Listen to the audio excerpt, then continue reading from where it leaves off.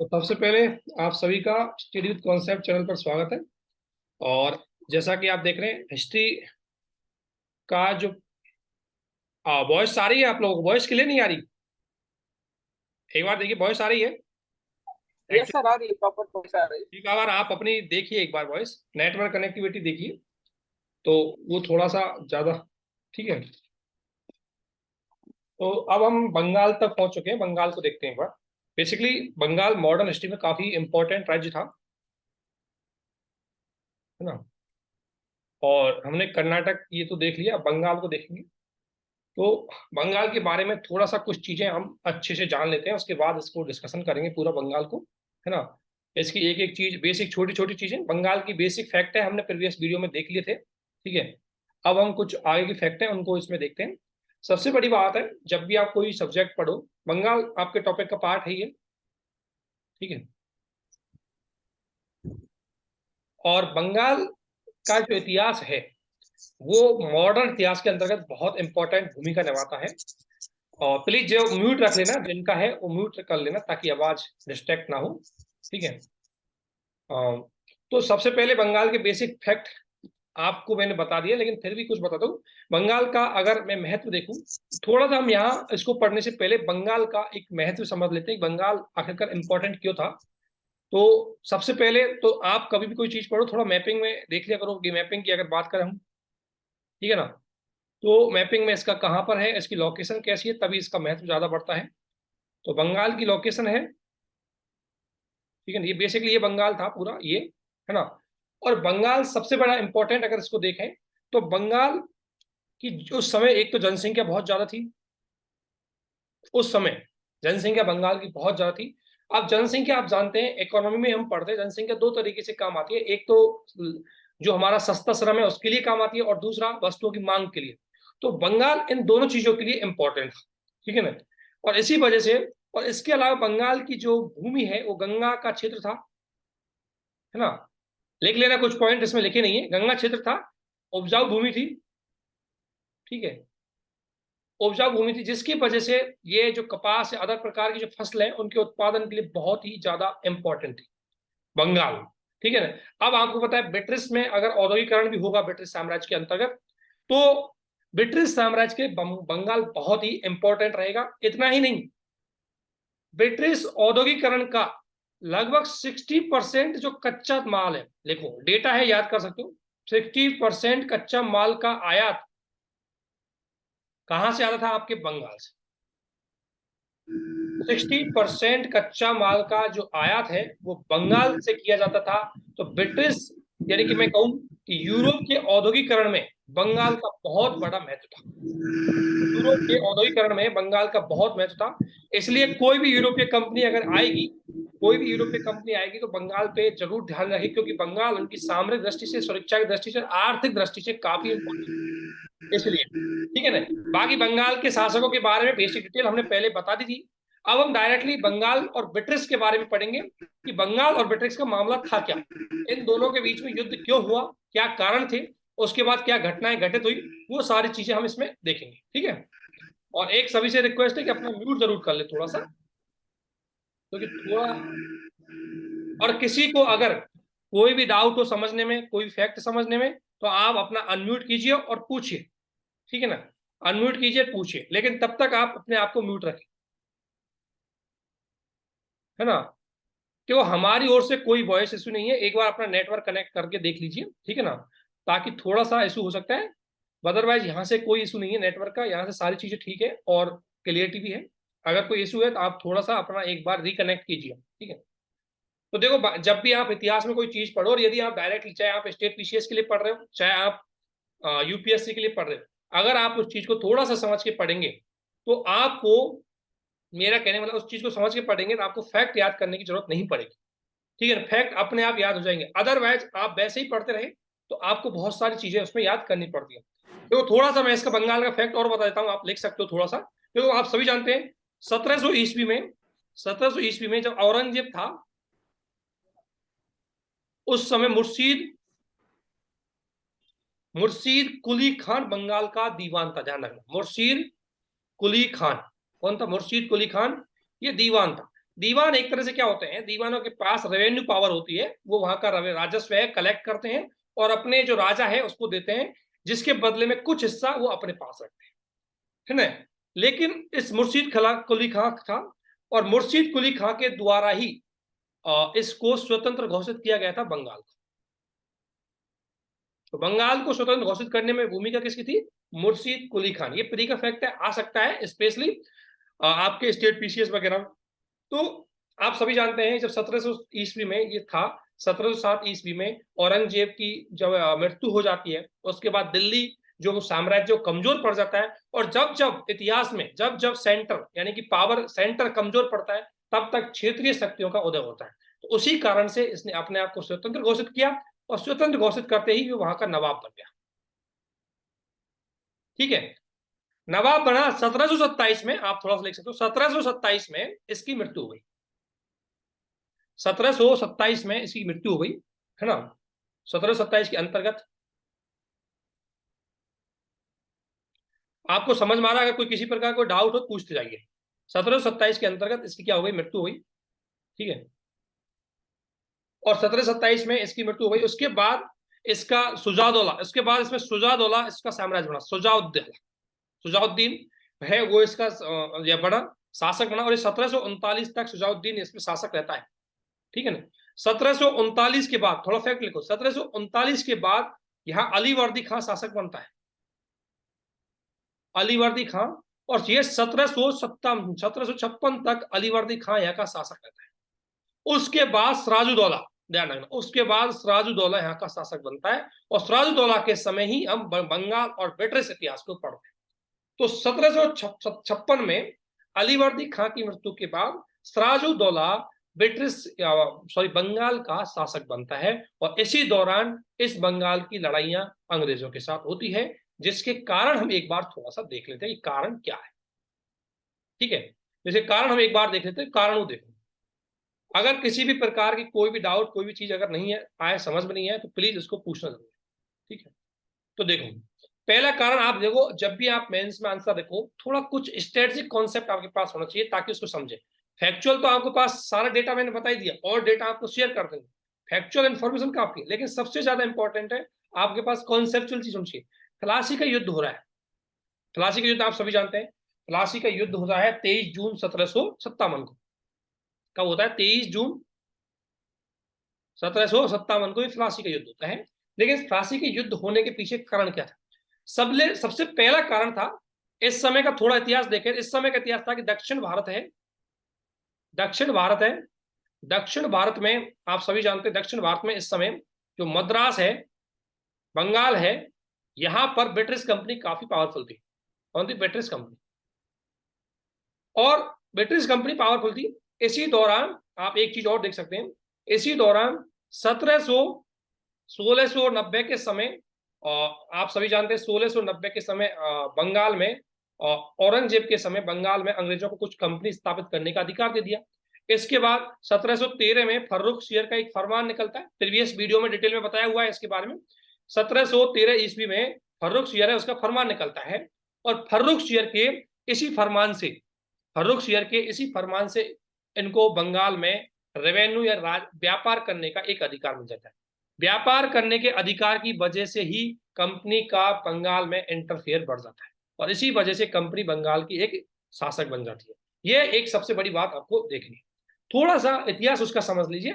जब आप देखिए, अब बंगाल में कंपनी अपना प्रभाव जमा रही है, और उसी समय बंगाल में नवाब का शासन है, जो नवाब मुगल साम्राज्य से अपने आप को स्वतंत्र कर लिया। अब एक और तो नवाब है और एक और कंपनी है। कंपनी का टारगेट है व्यापार, और व्यापार में कंपनी को बहुत सारे विशेष अधिकार फर्रुखसियर के फरमान के द्वारा मिल गए थे। व्यापार के इसकी एक फरमान था कि 3,000 रुपये वार्षिक पेमेंट के माध्यम से, भाई एक साल में आप 3,000 रुपये दे दो, और वो भी किसको देने? वो भी नवाब को देने। उसके बाद आपको कितना ही व्यापार कीजिए, उस व्यापार पर कोई भी शुल्क नहीं लगेगा। अब व्यापार पर जब कोई भी शुल्क नहीं लगेगा, तो इसका पूरा फायदा बंगाल में ब्रिटिश व्यापारी ने उठाया। उन्होंने क्या किया, अपने सामान के साथ साथ भारतीय व्यापारियों का भी सामान अपने थ्रू व्यापार करने लगे। क्योंकि मान लो मैं व्यापारी भारत का, तो मुझे शुल्क देना पड़ रहा था 10%। तो अंग्रेजों ने अपने इस अधिकार का मिसयूज करते हुए उनसे बोला कि भाई तुम ऐसे करो, 10% देने से अच्छा है 5% हमें ही दे दो, हम आपका ट्रेड करवा। इसकी वजह से आपने देखा होगा, इस सिस्टम की वजह से बंगाल में जो नवाब है उसको शुल्क के रूप में, रेवेन्यू के रूप में बहुत बड़ा घाटा। तो एक तो सबसे बड़ी टक्कर जो कंपनी और बंगाल के बीच में होने वाली थी, वो इसकी वजह से होने वाली थी, इस फरमान की वजह से। ठीक है ना।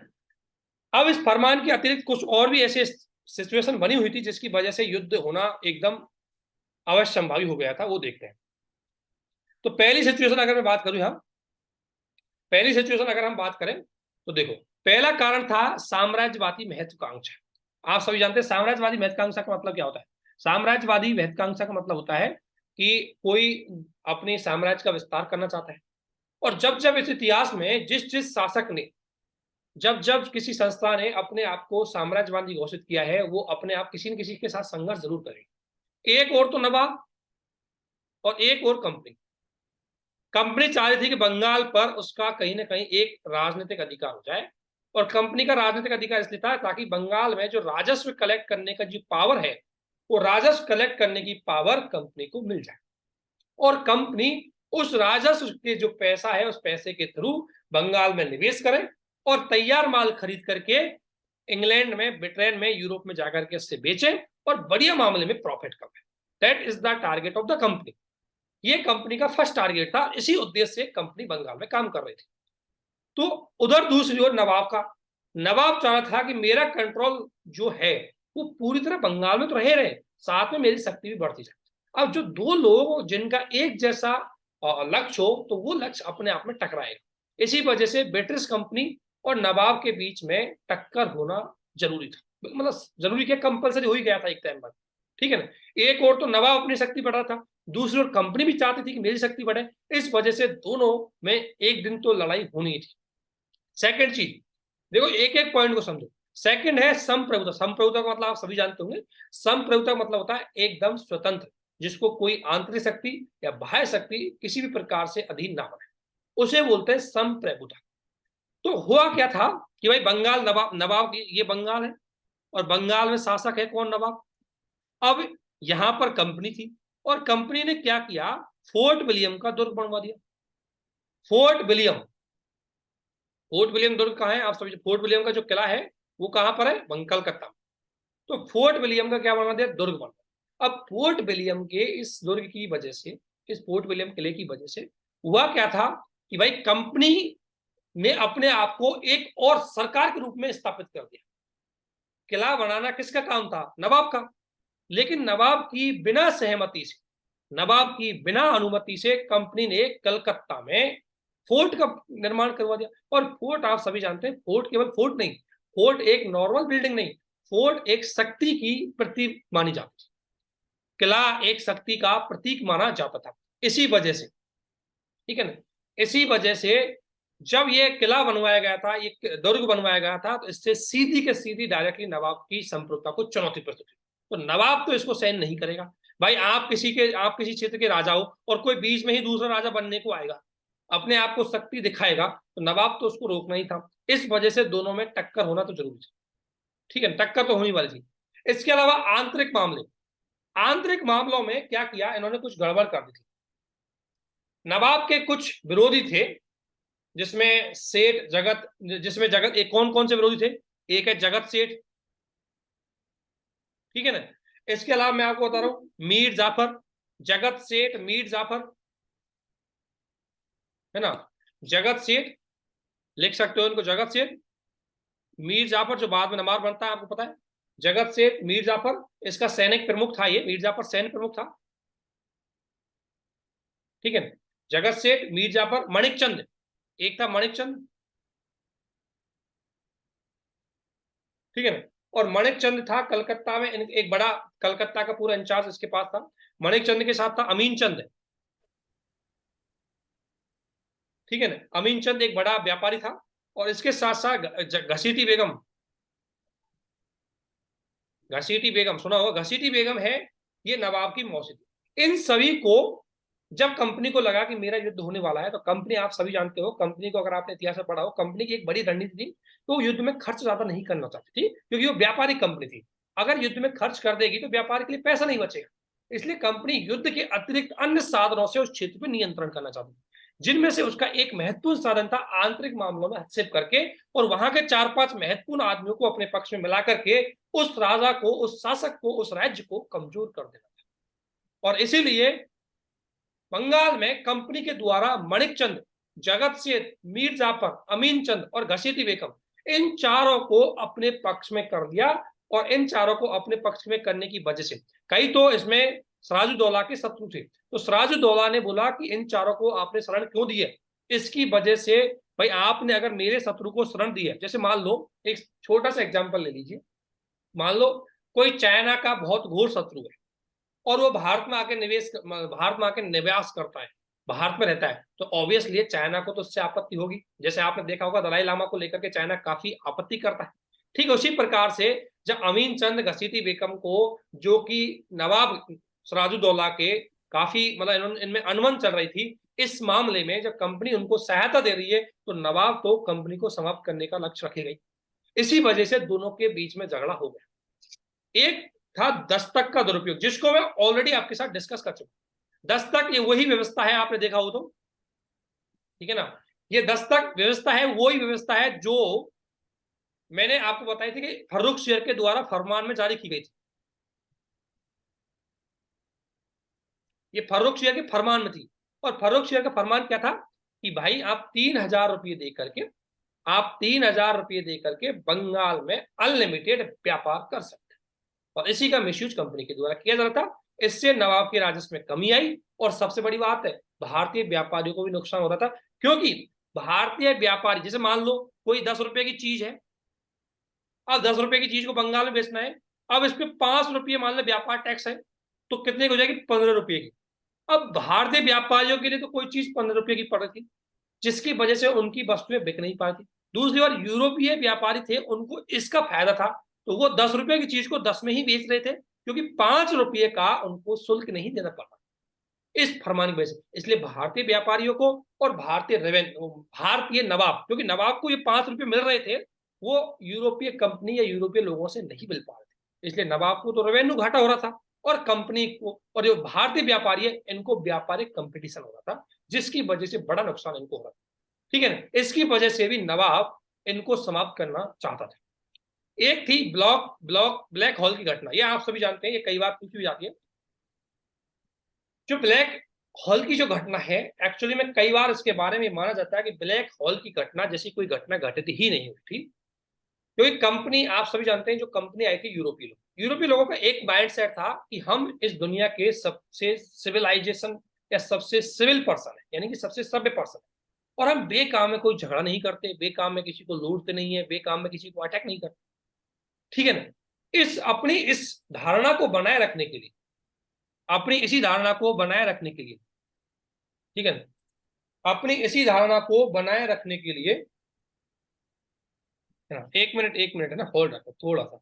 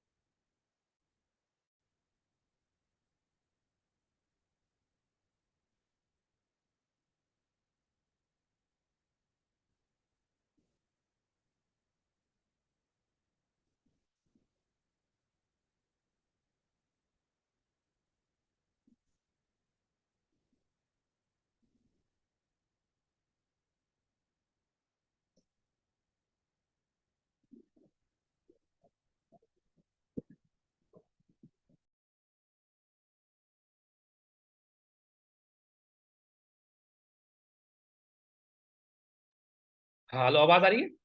Sorry for 1 minute. आवाज आ रही है? Yes sir. ओके। तो ब्लैक होल की घटना का मैं कॉन्सेप्ट बता रहा हूँ थोड़ा सा, देखो सुनो। क्या हुआ था? अंग्रेजों का ये माइंड सेट था कि भाई हम अच्छे हैं, हम तो सभ्य और शालीन हैं, बेकाम में किसी पर अटैक करते नहीं। लेकिन दूसरी ओर इनका टारगेट था कि यार ये नवाब को तो हटाना ही है, तो क्या तरीका अपनाया जाए। इसलिए इन्होंने, बोलते हैं कि इन्होंने एक मनगढ़ंत कहानी रची, और वो मनगढ़ंत कहानी थी ब्लैक होल की घटना। क्योंकि कोई भारतीय इतिहासकार आज तक इस बात को एक्सेप्ट नहीं कर पाया, सिवाय पश्चिमी इतिहासकारों के। कोई भी भारतीय इतिहासकार आज तक इस बात को एक्सेप्ट नहीं कर पाया कि भाई ब्लैक होल की घटना हुई है। ज्यादातर ब्लैक होल की घटना मोस्टली जो साम्राज्यवादी इतिहासकार है वो इस मानते हैं। तो इन्होंने क्या किया कि इन्होंने बोला कि जो नवाब है ना, इसका शासन बहुत कट्टर है। ये कोई, ये एक तरह से क्या करता है कि लोगों को बहुत बेरहमी से उनकी मृत्यु कर देता है, उनको हत्या कर देता है। इसने कहा कि 20 जनवरी को, 20 जून 1756, भी याद रखना है डेट। ये डेट क्या है, कई बार स्टेट पीसीएस वगैरह में पूछ जाती है। 20 जून 1757 को एक छोटी सी कमरा था, एक छोटा सा कमरा। वो इतना छोटा कमरा था कि मतलब मैं कहूँ कि आपको उसमें 5 से 10 आदमी अच्छे से बैठ, 10 आदमियों की जगह थी। उस छोटे से कमरे में 146 अंग्रेजी बंदियों को उसमें क्या कर दिया, एक रात बिल्कुल, जिसमें कोई विंडो नहीं थी, केवल एक गेट था, उसको भी बंद कर दिया। और एक रात उस कोठरी में बिल्कुल बंद कर दिया 146 आदमी। और आप सभी जानते हैं 146 आदमियों की अगर मैं बात करूं, ठीक है ना, 146 आदमियों की अगर हम बात करें तो आपको पता है छोटी सी कोठरी में 146 आदमियों का आना आसान। इसीलिए बताया कि 2 दिन बाद, एक दिन बाद जब वो दोबारा कोठरी खोली गई तो उसमें 23 आदमी मर गए। यानी कि सॉरी 23 ही बचे, 100, अगर मैं बोलूं तो 123 आदमियों की उसमें हत्या हुई। इतनी बड़ी दुर्घटना की वजह से ही हमें बंगाल के नवाब पर आक्रमण करना पड़ा। यानी कि असभ्यता को रोकने के लिए हम सभ्य लोगों को अटैक करना चाहता, ये माइंडसेट उनको फैलाने का टारगेट था। इसलिए एक घटना जोड़ के देखी जाती है, ब्लैक होल की घटना। ठीक है, एक घटना इसके साथ जोड़ी जाती है, वो है ब्लैक होल की घटना। ठीक है, हालांकि कई इतिहासकार हैं वो इस बात को नहीं मान रहे। कई इतिहासकार बोलते हैं कि ये बात कहीं नहीं कहीं मनगढ़ंत एक कहानी है, और इसी घटना के आधार पर कंपनी ने नवाब के साथ अपने युद्ध की औचित्यता सिद्ध करी कि हम युद्ध कर रहे हैं, ये औचित्य है, ये सभ्य है, हम अपनी सिविलाइजेशन के आधार पर ही युद्ध कर रहे हैं, हम बेकाम में किसी से लड़ाई नहीं करते। इसीलिए ये काम किया गया। ठीक है, अब प्लासी का युद्ध होता है, घटनाएं होती है, घटना कुछ नहीं होती। प्लासी के युद्ध में जो महत्वपूर्ण जो सेनापति होते हैं वो तो अंग्रेजों के साथ होते हैं। कुछ ही पल में अंग्रेज सेना को पराजित कर देते हैं और बिना युद्ध लड़े कंपनी का बंगाल पर अधिकार होता है। बिना युद्ध लड़े, और बिना युद्ध लड़े कंपनी का एक तरह से बंगाल पर अधिकार हो जाता है। और बंगाल पे अधिकार होता है तो कंपनी सबसे पहला काम, देखो आप एक चीज समझो, कंपनी की सबसे पहली जो रणनीति होती है वो डायरेक्टली खुद शासक नहीं बनेगी। कंपनी कभी भी खुद डायरेक्टली अभी शासक नहीं बनेगी, क्योंकि उसके 2 कारण थे। पहला कारण था कि यदि मैं शासक बनूंगी तो जनता बाह्य व्यक्ति को एक्सेप्ट नहीं करेगी और मेरे विरुद्ध विद्रोह कर देगी, पहला कारण। दूसरा कारण था कि यदि हम स्वयं क्या करेंगे, यदि हम स्वयं अगर स्वयं शासन करेंगे तो हमारा शासन में व्यय बढ़ेगा। और कंपनी तो व्यापारिक थी, वो शासन में अपना व्यय नहीं बढ़ाएगी, वो शासन में अपना व्यय नहीं बढ़ाएगी। तो इसलिए शासन में खर्चे से बचने के लिए कंपनी खुद शासक नहीं बनेगी। इसलिए वो किसी ऐसे व्यक्ति को शासक के रूप में बैठाएगी जो उनके हाथ की कठपुतली रहे और जो वो कहे उसी के आधार पर काम करे। इसलिए बंगाल में मीर जाफर को नवाब बनाया, क्योंकि मीर जाफर इन्हीं के पक्ष में था, तो मीर जाफर को बंगाल में नवाब बनाया। यहां तक समझ गए? ठीक है ना। तो इसलिए अगर हम थोड़ा सा प्लासी के युद्ध के परिणामों की बात करें या उसके महत्व की बात करें तो उसको देखें। सबसे ज्यादा ये महत्व रहा बंगाल में कंपनी के लिए। कंपनी को एक तरह से बंगाल में पूरा अधिकार मिल गया, दीवानी और फौजदारी दोनों अधिकार कंपनी के पास आ गए थे। हालांकि शासक मीर जाफर बना, लेकिन पूरे कंट्रोल है वो कंपनी के पास आ गया। और इससे कंपनी को क्या मिला, एक तो रेवेन्यू, कंपनी इसी के लिए आई थी, पैसे के लिए। अब पैसा मिल गया, अगर किसी कंपनी को पैसा मिल जाएगा तो उसकी सैन्य क्षमता भी बढ़ेगी। आप सभी जानते हो भाई पैसे से सेना बढ़ती है, सैन्य क्षमता बढ़ेगी, उसका व्यापारिक प्रभुत्व बढ़ेगा, क्योंकि उसके पास पैसे आ गए, ज्यादा वस्तुएं खरीदेगी तो व्यापारिक प्रभुत्व बढ़ा। इसकी वजह से कंपनी का बंगाल में बहुत जबरदस्त फायदा हुआ। ठीक है, दूसरा बेनिफिट वहां की पूरी तरह, आप सभी जानते हैं इस युद्ध के बाद 1760 में एक बांडीवास का युद्ध भी होता है, आप सभी जानते हैं, सुना होगा। बांडीवास का युद्ध होता है फ्रांसीसियों के साथ, और इस युद्ध में मिले पैसे की वजह से उनकी सैन्य क्षमता कंपनी की बढ़ जाती है और बांडीवास के युद्ध में फ्रांसीसियों को पराजित कर देते हैं। इस आधार पर बंगाल में ब्रिटिश की एकमात्र, यानी यूरोप की एकमात्र कंपनी बंगाल में जो ब्रिटिश कंपनी है उसका पूरे व्यापार पर एकाधिकार स्थापित। और जब किसी कंपनी का व्यापार पर एकाधिकार स्थापित हो जाएगा तो सस्ते में वस्तुएं खरीदेगी। जैसे ही वो सस्ते में वस्तुएं खरीदेगी, हमारे लघु कुटीर उद्योग सब ध्वस्त हो जाएंगे, ज्यादा रेवेन्यू कमाएगी, हमारी एग्रीकल्चर डाउन हो जाएगी। और यही कारण था कि तब से लेकर के आज तक बंगाल अपनी अच्छी स्थिति में नहीं पहुंच पाया। ठीक है ना, तो एक कारण ये होगा। दूसरा परिणाम, और आगे पढ़ते हैं इसका, कंपनी के स्वरूप में परिवर्तन। कंपनी के स्वरूप में कैसे परिवर्तन? जो ये कंपनी 1600 ईस्वी में आई थी, जो ये कंपनी 1600 ईस्वी में आई थी, ठीक है ना, जो ये कंपनी 1600 ईस्वी में आई थी, इस कंपनी ने क्या किया कि इसका उद्देश्य था कि भाई भारत में आए व्यापार करें। लेकिन जब यहाँ की सिचुएशन इसको देखी तो इन्होंने सोचा कि देखो अभी हम व्यापार करेंगे तो हमें शुल्क देना पड़ता है, अभी हम व्यापार कर रहे हैं तो हमारे पास रेवेन्यू नहीं है, सब पैसा हमें बंगाल वहां से लेके आना पड़ता है। भाई भारत से पहले इनको व्यापार करना पड़ता था, सोने चांदी यहाँ से लेके आने पड़ते थे। तो इसलिए इन्होंने सोचा कि यार ऐसा कोई तरीका ढूंढा जाए कि यहीं से पैसा कमाए, यहीं से वस्तु खरीदे और उसको बंगाल में जाके बेच दे, मतलब उसको यूरोप में जाके बेच दे। इसलिए इन्होंने सोचा कोई पॉलिटिकल कंट्रोल हमारा किसी एरिया पे हो जाएगा तो वहां से रेवेन्यू कमाएंगे और रेवेन्यू कमा करके उससे वस्तुएं खरीदेंगे और उन्हीं वस्तुओं को यूरोपीय मार्केट में बेचेंगे। इसलिए कंपनी का पहला सपना पूरा हुआ 1757 के इस युद्ध के बाद, क्योंकि इसमें कंपनी का पॉलिटिकली कंट्रोल हो गया था बंगाल। इसलिए कंपनी का स्वरूप कैसे चेंज हुआ? पहले कंपनी व्यापारिक थी, अब ये पॉलिटिकल बन, यानी कि राजनीतिक एडमिनिस्ट्रेटिव में आ गई थी।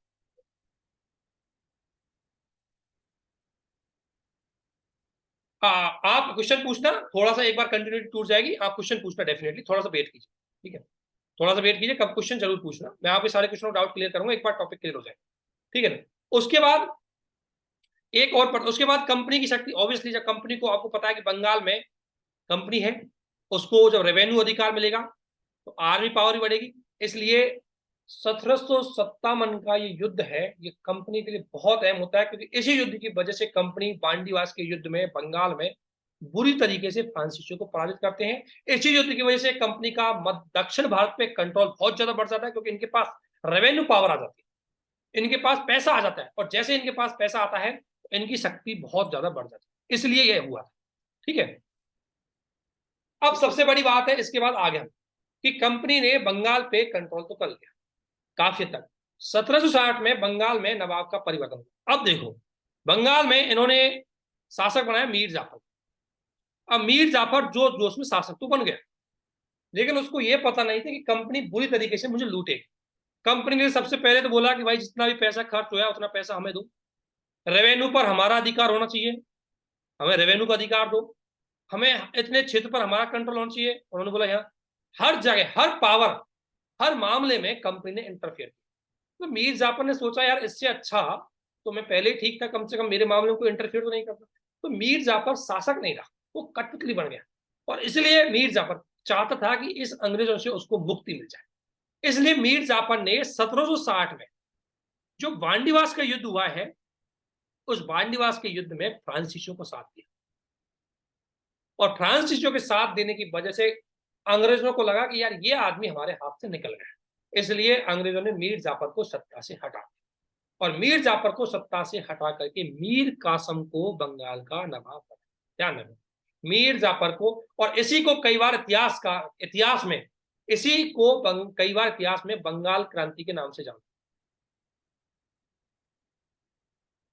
इसी घटना को जो मीर जाफर से मीर कासिम जो इन्होंने बनाया था, इसी को कई बार ये जो है वो बंगाल क्रांति कहती है। हालांकि ये कोई बंगाल क्रांति थी नहीं, ये अंग्रेजों की मनगढ़ंत एक कहानी थी, ठीक है ना। तो आप सभी जानते हैं इसके बाद मीर कासिम वहां का सरकार वो बनता है क्या, नवाब। 1760 में मीर कासिम नवाब बनता है, और नवाब बनने के बाद इससे कई बार से लोग बोलते हैं भाई ये बंगाल की क्रांति है, लेकिन इतिहासकार बोलते हैं कि क्रांति का मतलब होता है जिसमें जनता सत्ता में परिवर्तन करे, जिसमें ऐसा नहीं कि कठपुतली शासक, एक कठपुतली शासक को हटा करके दूसरे कठपुतली शासक को वहां बैठा है, ऐसे कोई रेवोल्यूशन नहीं बोलते।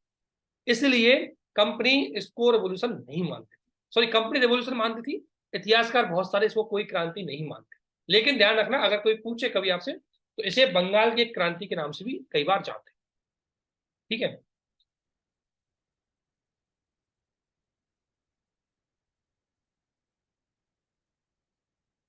अब अगला आता है बक्सर का युद्ध, जो काफी इंपॉर्टेंट युद्ध था। और बक्सर का युद्ध है वो बहुत इंपॉर्टेंट है, बहुत ही तरीके के इसके परिणाम थे और बहुत ही तरीके से ये घटनाएं घटित हुई। तो बक्सर के युद्ध है वो अक्टूबर, थोड़ा देखें, अक्टूबर 1764 में। ठीक है, एक चीज और ध्यान रखना, सभी सुन लीजिए, इसमें कुछ टेक्निकल इशू, 1 मिनट में शायद इसका लिंक ऑटोमेटिक बंद हो जाएगा, मैं आपको दोबारा लिंक शेयर करूंगा यूट्यूब टेलीग्राम पे, आप तुरंत उससे जुड़ जाइए। ठीक है, कुछ मिनट में इसका लिंक खत्म हो जाएगा, ये अब ऑटोमेटिक बाइंड अप हो जाएगी, इसलिए मैं इसका लिंक आपको दोबारा से सेंड करूंगा, आप तुरंत इमीडिएट इसमें कनेक्ट हो जाइए। ठीक है, तो बक्सर के युद्ध की अगर हम घटना देखें तो बक्सर के युद्ध की घटना ये थी कि भाई बक्सर के युद्ध में अक्टूबर 1764 में होता है। अब देखो, युद्ध को कोई कहानी की तरह अगर आप सिस्टमेटिकली समझोगे तो आपको कोई फैक्ट याद नहीं करना है। ठीक है ना, उसको समझना है कि हुआ कैसे था, क्या घटनाएं थी। अभी तक तो मैंने आपको ये बता ही दिया था कि मामला क्या हुआ, 1760 तक की घटनाएं मैंने आपको बता दी कि 1760 में किस तरीके से मीर कासिम से इनका नवाब मीर जाफर से किस तरीके से इनका नवाब मीर कासिम बना। और जब मीर कासिम नवाब तो बन गया, जैसे ही मीर कासिम यहाँ का नवाब बना तो मीर कासिम को, जो मीर कासिम है उसको भी, तो जो अब हम देख रहे थे कि इसकी थोड़ी सी घटनाएं देख लेते हैं, उसके बाद आपको ये याद रखना बहुत आसान हो जाएगा क्या घटना है वो देख लेते हैं। 1760 में थोड़ा सा देख लेते हैं, 1760 में इन्होंने नवाब बनाया था किसको, मीर कासिम। और मीर कासिम के चाहे तो आप कुछ फैक्ट लिख सकते हो। मीर कासिम 1760 में इन्होंने नवाब बनाया। मीर कासिम बहुत एक्टिव आदमी था, मतलब मीर कासिम जो नवाब था वो काफी दूरदृष्टि का था, और वो उसको पहले से पता था कि मुझे अंग्रेजों के अंडर में रहना नहीं है, बस अपनी पावर बढ़ानी है पहले। इसलिए इसने कई महत्वपूर्ण काम इसने पहुंचाए। हालांकि कंपनी को शुरू शुरू में इसने बहुत लाभ दिए, जैसे कंपनी को बर्दमापुर, मिदनापुर और चटगांव इनकी जमींदारी प्रदान करी, फिर कुछ 5 लाख 10 लाख रुपए दिए। फिर नवाब ने ये बोला कि भाई मैं आपके शत्रुओं से कोई दुश्मनी नहीं करूंगा, मैं आपके शत्रुओं के साथ किसी प्रकार का पक्ष नहीं करूंगा। ठीक है ना, लेकिन दिक्कत ये थी कि इसको पता था कि मैं लॉन्ग टाइम तक, लंबे समय तक मैं अंग्रेजों के अधीनता नहीं कर सकता। तो इसने सोचा कि कैसे अपनी शक्ति बढ़ाई जाए। तो देखो, जब ये अगर आप थोड़ा सा मैप पे डालेंगे तो इनका इसने क्या किया, इसने थोड़ा सा मैप बनाता हूँ मैं इंडिया का।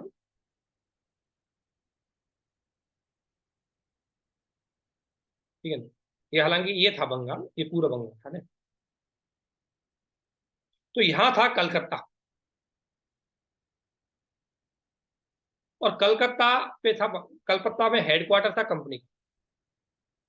ठीक है ना, अब कंपनी हेडक्वार्टर था, अब यहीं पर नवाब का शासक था। अब आप सभी जानते हैं नवाब यहीं बैठ के तो डायरेक्टली कोई इनका विरोध कर नहीं सकता, इसलिए नवाब इनकी छत्र छाया से दूर जाकर के अपनी शक्ति बढ़ाना चाहता था। तो नवाब ने सबसे पहला काम किया, अपनी राजधानी चेंज की, यहां से लेकर के यहाँ लेके आ गया बिहार में, मुंगेर। बिहार में मुर्शिदाबाद से यहाँ लेके आ गया मुंगेर में।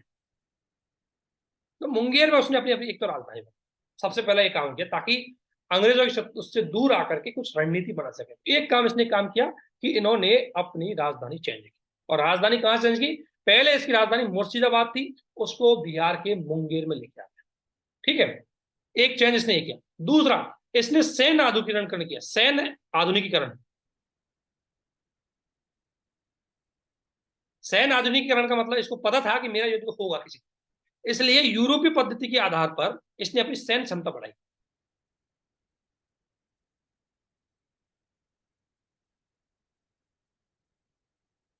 ठीक है ना, यूरोपीय पद्धति के आधार पर उसने सैन्य क्षमता, वही एक तरह से मतलब फ्रांसीसियों अदर लोगों की सहायता लेकर के हथियार बनाना, बंदूक बनाना, बहुत सारी चीजें, इसके लिए इसने अपनी फैक्ट्री भी स्थापित की, ध्यान रखना। मुंगेर में, मुर्शिदाबाद एक फैक्ट्री भी इसने स्थापित की यहाँ पर। तो और इसने ये काफी काम किया, इसके अलावा इसने अपनी विकास से संबंधित भी कई काम किए जिनको हम ऑलरेडी पहले डिस्कशन कर चुके। तो इन दो तीन चीजें जब यह घटित हो रही थी, इसके साथ साथ मीर कासिम ने एक काम और किया कि यार मैं अकेला तो लड़ाई कर नहीं सकता, इसलिए मीर कासिम ने मुगल शासक शाह आलम द्वितीय, और एक और था आपका मुगल शासक शाह आलम द्वितीय, और एक था अवध का नवाब। अवध का नवाब आप सभी जानते हैं, अवध का नवाब सजादौला, सुजाउद्दौला था उसका, है ना। ये 3 थे। इसके साथ उसने एक त्रिगुट का गठबंधन किया, क्योंकि इसको पता था कि ऐसा होने वाला है, तो इसलिए इसने पहले ही एक त्रिगुट का गठन कर लिया।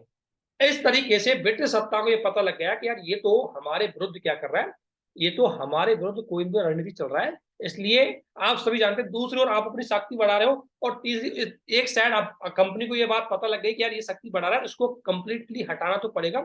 इसलिए दोनों के बीच में युद्ध होना तो संभव, एकदम अवश्यंभावी था। उसको देखते हैं, ठीक है ना। तो बेसिक घटना ये घटित हो रही थी। नवाब को पता लग चुका था कि यार मैं तो कठपुतली रहना नहीं चाहता, तो उसने धीरे धीरे अपनी शक्तियां बढ़ाना चालू की, धीरे धीरे अपनी सैन्य पावर बढ़ाना चालू की, और धीरे धीरे उसने, अब देखो भारत चाइना, जैसे एक एग्जांपल ले लो, भारत चाइना से डायरेक्टली अभी भी पावर में देखें तो, और कंपेरेटली ये पता है कि चाइना बहुत सुपर पावर है हमसे, चाहे वो नौसेना में हो, चाहे हर चीज हो, इकोनॉमी में हो, हर चीज। इसलिए चाइना को बैलेंस करने के लिए हम यूएसए, जापान, ऐसे लोगों का क्या लेते हैं, साथ लेते हैं, ताकि बैलेंस हो जाए। इसी ठीक इसी प्रकार से नवाब को भी ये बात पता थी, मीर कासिम को, कि यार मैं अकेला इनसे युद्ध नहीं कर पाऊंगा, क्योंकि बहुत पावरफुल है। क्यों? क्योंकि इन्होंने अब दक्षिण भारत पे भी अपना कंट्रोल कर लिया। इसलिए इन्होंने अब इनको हटाने के लिए, यहाँ से भगाने के लिए एक त्रिगुट का गठन किया। उस त्रिगुट में थे आपके मुगल शासक शाह आलम, दूसरी बात बंगाल, सॉरी मगर जो अपना ये नवाब है आपका अवध का नवाब, इसका नाम था सुजाउद्दौला। सुजाउद्दौला इन तीनों के साथ एक गठबंधन तैयार किया, और इसी दौरान इनकी स्थिति ये हो गई कि अब इनका युद्ध होगा डेफिनेटली, ठीक है। तो अब युद्ध के कुछ कारण देख लेते हैं। युद्ध अक्टूबर 1964 में हुआ था, ठीक है ना। अक्टूबर 1964 में ये युद्ध हुआ। इस युद्ध के बेसिक कारण आप देख लेते हैं, वही कारण है। एक तो नवाब का स्वतंत्र शासक की भांति व्यवहार, ऑब्वियसली नवाब ने सोचा यार कहां तक इनके गुलाम रहूंगा, इसलिए नवाब ने क्या किया, अपने आप का स्वतंत्र शासक की भांति उसने क्या किया, व्यवहार किया। जैसे व्यवहार कैसे, अपनी राजधानी चेंज कर ली, मुर्शिदाबाद से मुंगेर आ गए। फिर मुर्शिदाबाद में एक गन फैक्ट्री बना ली, क्योंकि उसको पता है कि मुझे सैन्य आधुनिकीकरण करना पड़ेगा, एक दिन तो मुझे युद्ध लड़ना ही है, ठीक है ना। जब आपके चारों ओर शत्रु हो, जैसे इजराइल की तरह, इजराइल के चारों ओर उनके अरब कंट्री थे, तो इजराइल को पता है कि अगर मुझे यहाँ पर जीवित रहना है, अपने आप के वर्चस्व को बनाए रखना है, तो मुझे सैन्य पावरफुल बनना पड़ेगा। इसलिए ध्यान रखना, इजराइल की सेना, इजराइल की हर चीज बहुत पावरफुल है। तो इसी प्रकार से इसको भी लगा होगा बंगाल के नवाब को कि यार मुझे यदि युद्ध करना है तो मुझे कहीं ना कहीं सैन्य दृष्टि से बहुत मजबूत होना पड़ेगा, ठीक है ना। तो मुर्शिदाबाद में से गन फैक्ट्री है वो स्थापित करी। इसके साथ साथ मुगल शासक एक त्रिगुट का गठन किया। क्या नाम है, क्या किया, त्रिगुट का गठन, ठीक है। और इस त्रिगुट में कौन कौन थे आप सभी जानते हैं। एक तो स्वयं था मीर कासिम, ठीक है। एक था आपका अवध का नवाब,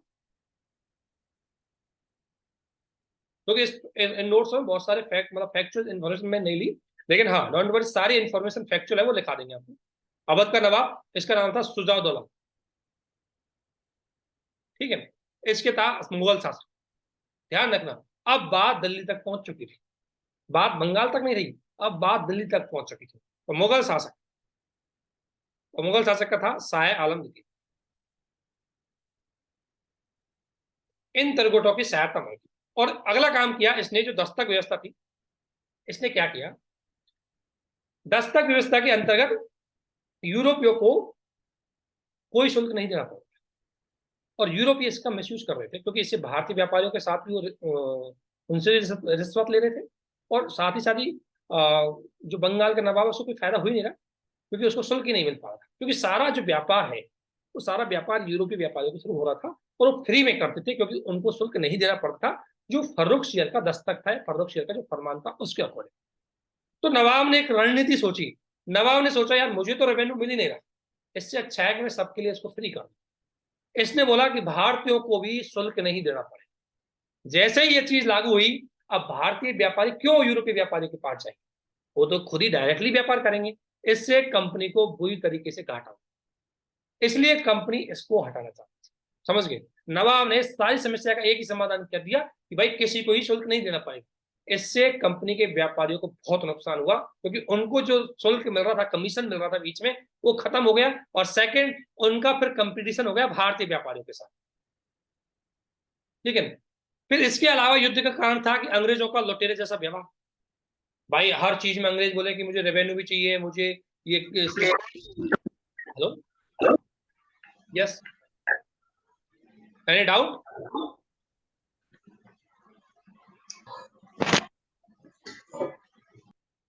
अगर डाउट हो तो आप जरूर एक बार ना वो कर दो, ठीक है।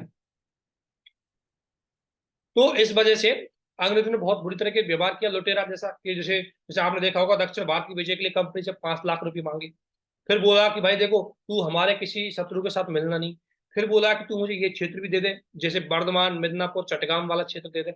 ऐसे करके इनको हर चीज में इनसे वो लूट रहे थे। नवाब ने सोचा कहाँ तक चलेगा ऐसे, ठीक है ना। इसलिए नवाब इनके साथ बिल्कुल ही एकदम से इनके साथ मित्रता क्या, इनको तो एकदम से भगाने का प्लान बना चुका।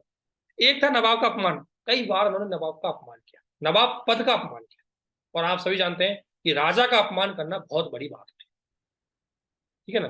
राजा का अपमान करना बहुत बड़ी बात है, तो इन्होंने नवाब का अपमान किया और एक कंपनी के कर्मचारियों के साथ दुर्व्यवहार किया। इन्होंने कंपनी के जो कर्मचारी थे उसके साथ शासक की तरफ से दुर्व्यवहार किया गया था, तो इसकी वजह से इन दोनों में लड़ाइयां होना तो थी, ठीक है ना। तो इसलिए विक्रांत जी वेट कीजिए, क्लास एंड करेंगे, आपके डाउट को क्लियर करेंगे, ठीक है ना, क्लास एंड करने से पहले, ठीक है। अब युद्ध हुआ है और युद्ध में आपने देखा होगा 40-50 हजार की सेना थी, किसकी, नवाब की तरफ से त्रिगुट के साथ। और ब्रिटिश की सेना थी, ध्यान रखना, ब्रिटिश की सेना ओनली 127, और इसका नेतृत्व कौन ने किया था, मुनरो ने, ध्यान रखना, हेक्टर मुनरो, कंपनी का। और इधर देखो 40-50 हजार सैनिक, आप सोचो, एक साइड 40-50 हजार सैनिक और एक साइड 1,000 सैनिक। और इस युद्ध में अंग्रेजों ने कोई गड़बड़ नहीं की, मतलब ऐसा नहीं कि किसी को धोखा दिया, क्योंकि इस युद्ध में अंग्रेज एक चीज करना चाह रहे थे कि प्लासी के युद्ध की वजह से अंग्रेज बदनाम हो गए थे कि भाई अंग्रेजों ने युद्ध नहीं किया, उन्होंने तो बस पैसे देकर के अपने लोगों को अपने पक्ष में मिला दिया। इसकी वजह से ब्रिटेन कंपनी की काफी हद तक मतलब दुर्भावनाएं घटित हुई, ब्रिटेन कंपनी को बहुत बुरा भला बोला गया। इसलिए अब ब्रिटिश कंपनी का एक टारगेट था, और टारगेट ये था कि वो एनी हाउ कंडीशन में अपनी शक्ति को दिखाए, अपनी पावर को दिखाए, अपनी वैधता को साबित करे कि हम पावरफुल हैं और हमने अपनी योग्यता और क्षमता से बंगाल पे कंट्रोल किया। इसलिए कंपनी अपने इस इमोशनल टच की वजह से इस युद्ध को लड़ना चाहती, और किसी प्रकार का कोई उन्होंने मतलब ऐसा नहीं किसी को मिलाया हो, किसी को पैसे दिया हो, या किसी को अपने पक्ष में किया हो, ऐसा कुछ नहीं किया, बिल्कुल प्योर कंपनी अपनी ओर से युद्ध लड़ी। और इन दोनों में युद्ध हुआ और युद्ध काफी घमासान था, लेकिन अंग्रेजों की जो रणनीति है और सैन्य क्षमता थी, बंदूक थी इनके पास, तो बाहर के लोग तो भाले से तलवार से युद्ध लड़ रहे हैं, इनके पास तो बंदूकें थी, क्योंकि जो नवाब की कंपनी थी इतनी जल्दी तो गन बनाने के लिए तैयार हो नहीं पाई होगी 2-1 साल में। इसलिए इस युद्ध में 1,027 सैनिकों ने 40 से 50 हजार की सेना को पूरी तरह हरा। और इसमें सबसे बड़ी बात है, पूरी तरह हराया तो था, लेकिन इसमें ये युद्ध छोटा मोटा युद्ध नहीं था, इसमें हराया किसको था, मुगलों को हराया, नवाब को, नवाब और जो अवध के नवाब है उसको हराया, और बंगाल में, यानी कि पूरे उत्तर भारत की जो महान पावर है उनको इन्होंने पराजित। इसलिए 1764 का ये युद्ध है कि प्लासी के युद्ध से बढ़ करके, क्योंकि इस युद्ध में कंपनी को एक पावरफुल पॉलिटिकल पावर मिल गई थी, और ये पावर मिली कि हमने दिल्ली पे भी कंट्रोल कर दिया, क्योंकि हमने शासक को भी, मुगल नवाब को भी हरा दिया, ठीक है ना। इसलिए बक्सर का महत्व भारतीय इतिहास में, एकदम मॉडर्न इतिहास में बहुत जरूरत होता है, क्योंकि ये वही युद्ध था जहां से भारत की वास्तविक अधीनता स्टार्ट होती है, जहां से ही हम गुलामी की ओर बढ़ जाते हैं, और यहीं से कंपनी का पॉलिटिकली पूरे भारत पे एक तरह से एक के बाद एक कंट्रोल बढ़ता जाता है। तो बक्सर का युद्ध का अगर महत्व देखें तो अपनी देखो, बक्सर के युद्ध का महत्व, बक्सर का युद्ध का महत्व यह कि सबसे बड़ी बात है, कंपनी एक सर्वोच्च सुपर पावर पॉलिटिकल पार्टी के रूप में उभर गई, यानी कि इस युद्ध में कंपनी ने न केवल अपनी सैन्य क्षमता को दिखाया, सैन्य क्षमता कैसे, 1,000 आदमियों के द्वारा 40,000 लोगों को हरा दिया गया। और 40,000 लोग कौन थे, उस समय तत्कालीन भारत के 3 महान साम्राज्यों के, यानी 3 महान राज्य थे, ठीक है ना, तो उनके लोग थे, ठीक है ना, उनको इन्होंने क्या कर दिया, पराजित किया। तो कंपनी एक सर्वोच्च राजनीतिक पावर के रूप में उभर गया। इसलिए ये सबसे बड़ी पावर थी, इसको थोड़ी छोटी मोटी चीज रखना, ऑप्शनल वाला कैंडिडेट के लिए बहुत बड़ी चीज है। कई बार क्वेश्चन यूपीएससी पूछ सकते हैं आपसे कि 1764 का बक्सर का युद्ध भारतीय इतिहास में कितना महत्वपूर्ण था, या वो थोड़ा सा अपने क्या लैंग्वेज चेंज कर देते, थोड़ी कॉम्प्लिकेटेड बनाते हैं, वो कह देंगे कि भारत की वास्तविक अधीनता 1764 के बक्सर के युद्ध से स्टार्ट हुई, ठीक है। या कह सकते हैं कि 1764 का युद्ध भारतीय अंधकार युग की शुरुआत करता है। किसी प्रकार से कोई क्वेश्चन पूछ सकते हैं, एक दो क्वेश्चन हम भी आपको बता देंगे, ठीक है ना। तो पहला बक्सर का युद्ध 1700, इसमें एक तो सुपर पावर बन गई पूरी तरह। दूसरा, कंपनी का दिल्ली पे भी कंट्रोल हो गया। अब तक तो कंपनी बंगाल में ही चल रही थी, अब कंपनी का दिल्ली पे भी कंट्रोल हो गया। तो दिल्ली पे कंट्रोल क्या है, शाह आलम है, उस पर इनका पूरी तरीके से कंट्रोल हो गया, ठीक है ना। शाह आलम पे कंट्रोल हो गया। इसके अलावा कंपनी को बंगाल की दीवानी प्राप्त हो गई और अब कंपनी को सब कुछ मिल गया। अब भी कंपनी, देखिए ध्यान रखना, कंपनी ने अभी भी डायरेक्टली बंगाल पे अपना शासन नहीं किया। उसने जो मीर जाफर था, जिसको उन्होंने पहले युद्ध में भगाया था, उसके पुत्र को इन्होंने कंट्रोल किया था कि आप यहाँ के नवाब बन जाइए, ठीक है। तो मीर जाफर के पुत्र को यहाँ पर नवाब बनाया था, ठीक है ना। और मीर कासिम तो भाग ही गया था युद्ध छोड़ के। इसके बाद पहली बार इसमें ध्यान रखना, कंपनी को दीवानी प्राप्त हुई और कंपनी को व्यापार के लिए पैसा यहाँ से मिलने लगा, और यहीं से बड़ेबाजी पूंजीवाद की शुरुआत होती है, जिसको हम आगे बहुत अच्छी तरीके से डिस्कस भी करेंगे, ठीक है। बड़ेबाज पूंजीवाद को टेंशन मत कीजिए, आगे बहुत अच्छे से इसको डिस्कस करेंगे, ठीक है। अब इस युद्ध के बाद कुछ संधियां हुई, जिसमें एक संधि हुई थी इलाहाबाद की संधि। इस संधि की डेट लिख लो, अगर स्टेट पीछे में कई बार पूछ लेते हैं। 12 अगस्त 1765 को ये संधि हुई थी। 12 अगस्त 1765 को संधि हुई, और ये एक त्रिपक्षीय संधि थी। और किस किस के बीच में थी, अवध के नवाब सिराजुद्दौला, अवध के नवाब सिराजुद्दौला के बीच में थी। लेकिन इसमें शाह आलम द्वितीय भी शामिल था, लेकिन अवध के नवाब के साथ इसमें डायरेक्टली संधि हुई थी, इलाहाबाद की संधि, ठीक है। तो मेनली इसमें अवध का नवाब इन्वॉल्व था, लेकिन अवध के नवाब को कुछ चीजें शाह आलम द्वितीय के लिए माननी पड़ी। तो पहले इसकी शर्त क्या थी, दो चार शर्त इसको देख लेते हैं, हालांकि क्योंकि यूपीएससी आजकल स्टेटमेंट रख देती है, इसलिए हम ये शर्त थोड़ा सा इसको लेके आए, बाकी इतनी ज्यादा दिक्कत नहीं है। पहली शर्त इसमें ये थी, देखो पहली शर्त ये थी कि शाह आलम द्वितीय को इलाहाबाद और कड़ा का क्षेत्र दे दिया। यानी कि देखो अंग्रेजों की रणनीति क्या होती है, बड़ी गेम खेलते हैं अच्छे से। गेम कैसे खेलते हैं, देखो अब थोड़ा सा समझो इनको। बहुत कूटनीति ऐसे नहीं चलाई इन्होंने, युद्ध ऐसे ऐसे ही भारत में 200 साल शासन नहीं किया इन्होंने, बहुत रणनीति से 200 साल शासन किया था। इनकी इनकी जैसी जो रणनीति थी उस समय हमारे शासकों के पास बिल्कुल नहीं थी। देखो एक मैप को समझो थोड़ा सा, ये मैं ऐसे थोड़ा सा रैंडमली मैप बना रहा हूँ, मैप से समझोगे बहुत सारी चीजें आपको समझ में आ रही। देखो पहले इनका कंट्रोल यहाँ तक, ठीक है।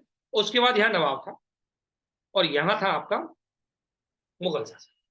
अब देखो इनको पता था अंग्रेजों को, यार देखो युद्ध हमने हरा दिया और हमने सुजाउद्दौला को हरा दिया, लेकिन यदि सुजाउद्दौला भविष्य में मान लो पावरफुल बन गया, अगर सुजाउद्दौला भविष्य में पावरफुल बन गया तो हो सके हमें टक्कर दे दो। इसलिए सुजाउद्दौला की जो महत्वपूर्ण क्षेत्र थे, ये इलाहाबाद और कड़ा, इससे खुसा करके, इससे निकाल करके ये मुगल शासक को दे दिया, क्योंकि ये अभी यहाँ पर कंट्रोल करने के लिए ज्यादा सक्षम नहीं थे कंपनी, क्योंकि उनको पता है एडमिनिस्ट्रेटिव खर्चा बहुत हो।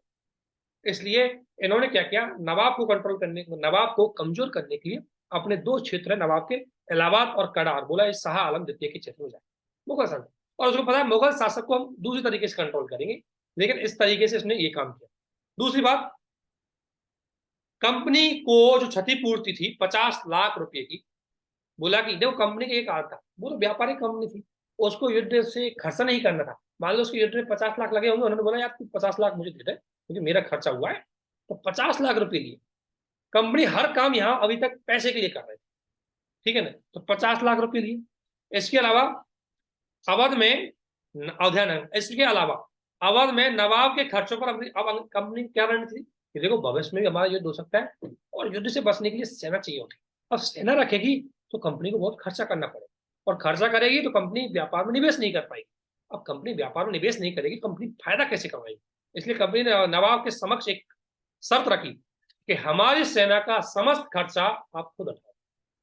इससे कंपनी के दो फायदे हुए, बिना पैसे पर सेना शक्तिशाली होगी, ठीक है। ये थी इस युद्ध की, ठीक है, यहां तक समझ गए।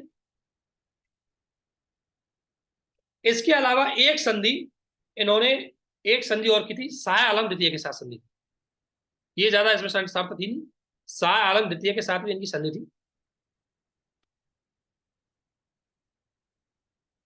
ठीक है ना। और शाह आलम द्वितीय के साथ संधि ये थी कि देखो शाह आलम से बोला, देख भाई तू अब बादशाह नहीं रहा, तुझे हम 26 लाख रुपए वार्षिक पेंशन देंगे, बस इतना सा काम है।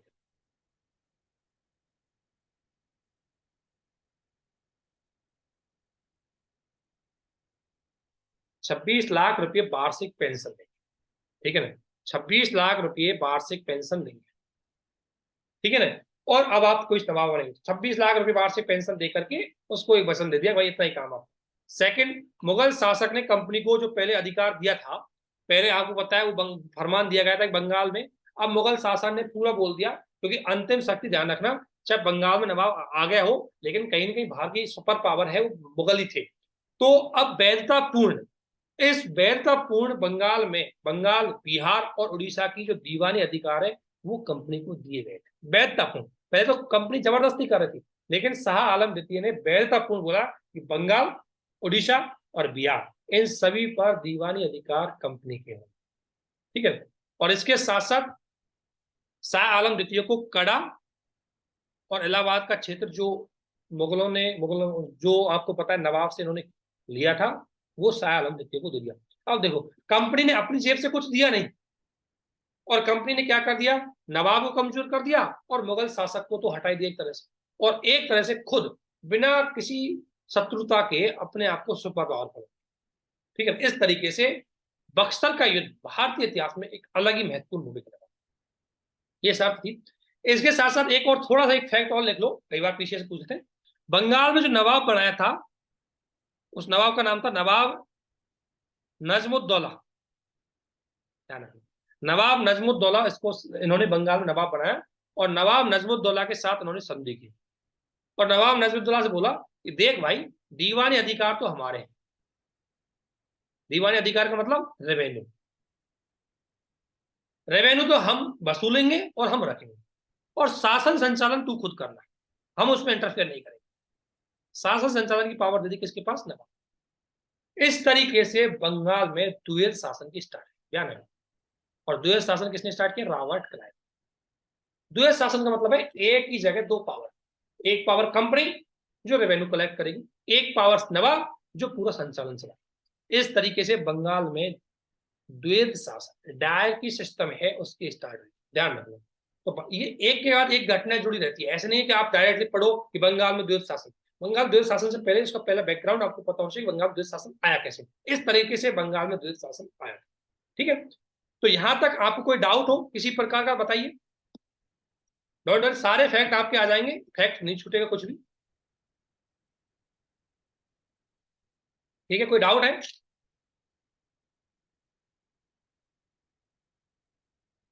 ठीक है, क्योंकि अभी आगे बहुत है, तो हम इसको बंगाल को और आगे अच्छे से पढ़ेंगे। Okay, thank you. आपका आपका क्या डाउट था आपका ये यूपीएससी डॉक्यूमेंट से रिलेटेड, वो बताइए। देखो, एक बात है, 9 बजे आप जरूर जुड़ना है, 1 घंटे क्लास आएंगे, थोड़ा सा बाद में हम इसकी टाइमिंग बढ़ा देंगे, और जल्दी, थोड़ा सा समझाने की वजह से थोड़ा टाइम लग रहा है, हम इसको थोड़ा स्पीडली करके जल्दी इसको मॉडर्न हिस्ट्री को। यस सर, मेरा फर्स्ट अटेम्प्ट 2025 होगा, और सर वो मेरा ग्रेजुएशन का अकेडमिक ईयर होगा। सर तो मेरा डाउट ये था, सर मेरी प्रिपरेशन काफी अच्छी है, सर लग रहा है बीटिंग हो जाएगा, तो सर DF1 में जो ग्रेजुएशन का सर्टिफिकेट देना होता है सर, वो तो मेरे पास नहीं होगा, तो इसका कोई सोल्यूशन कोई है? दिक्कत नहीं है, उसमें उसमें आता है आप एपियरिंग में हो, ठीक है ना। Yes sir. लेकिन जो आपका आपका रिजल्ट कब आएगा उसका, फाइनल का, सर कौन से मंथ में आता है, मंथ? सर मंथ नवंबर दिसंबर में आ जाता है सर। तो मैम, जैसे आप 2025 की एग्जाम दोगे तो 2025 के नवंबर दिसंबर में आएगा, यस सर।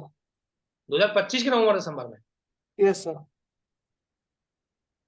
क्योंकि मेंस की टाइम पे आपसे डॉक्यूमेंट मांगे जाते हैं, जो मेंस का फॉर्म अप्लाई होता है ना, उसमें डेफ में आपसे डॉक्यूमेंट मांगे जाते हैं, वहां स्कैन होकर के अपलोड होते हैं, है ना। Yes sir. उस समय आपको डॉक्यूमेंट होने चाहिए। लेकिन जब आपका, क्योंकि रिजल्ट ज्यादातर है यूनिवर्सिटीज, क्या है, ज्यादातर यूनिवर्सिटीज रिजल्ट जुलाई तक, या मैं कहता हूँ आपके यहाँ तक निकालते, रिजल्ट भी निकल जाता है ना, और उसकी जो मार्कशीट आती है आप उसको भी स्कैन कर सकते हो, ठीक है ना। लेकिन आपकी तो मार्कशीट छोटी मोटी भी बहुत लेट आएगी, है ना। तो इसको यार मैं एक बार देखूंगा क्या यूपीएससी का प्रोविजन क्या कहता है, क्योंकि मैंने अब तक केस ये देखा कि जून तक लोगों का रिजल्ट आ जाता है, बहुत सारी यूनिवर्सिटी, ठीक है ना, जैसे राजस्थान यूनिवर्सिटी है, जून तक रिजल्ट निकाल देती, ठीक है, तो लोग इजिली अपना फॉर्म अप्लाई कर देते थे, ठीक है। लेकिन आपका रिजल्ट तो 2025 में बहुत लेट आ रहा है, नवंबर में आ रहा है, ठीक है। तो वो एक बार देखना पड़ेगा कितने लेट वाले के लिए क्या प्रोविजन उन्होंने किया, ठीक है, बताएंगे। Thank you sir. Okay, any other doubts for regarding this and regarding other? ठीक है, और डेली इसमें जुड़ना है आपको और कंटिन्यूटी के साथ पढ़ना है, बाकी वीडियो आपको अपलोड करी जाएगी, ठीक है, और बहुत अच्छे से मॉडर्न हिस्ट्री को करेंगे आप, ठीक है। आगे हम बेसिक से बहुत सारी चीजों की इनिशिएटिव और चलाएंगे, तो वह आपको जल्दी शेयर की जाएगी, ठीक है, क्योंकि एनसीईआरटी प्री के लिए बहुत इंपॉर्टेंट होती है, एनसीईआरटी को लेकर के हम जल्दी एक इनिशिएटिव लेके आएंगे, ठीक है। ओके, ऑल द बेस्ट, कल मिलते हैं टाइम, ठीक है। ये आज के लिए यहीं से, कल हम बक्सर और प्लासी के युद्ध को थोड़ा कंपेयर करेंगे, ठीक है। Okay, thank you.